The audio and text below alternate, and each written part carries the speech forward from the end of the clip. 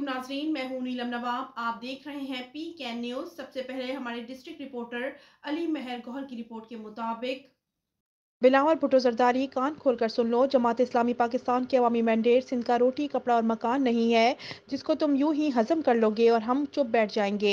नहीं, बल्कि हम आवाम की हमायत भरे अपने शफाफ अवामी मैंडेट को लूटने वाले हर गासिब की गर्दन पकड़कर भी अपनी जीत भरी अक्सरियत छीन लेंगे।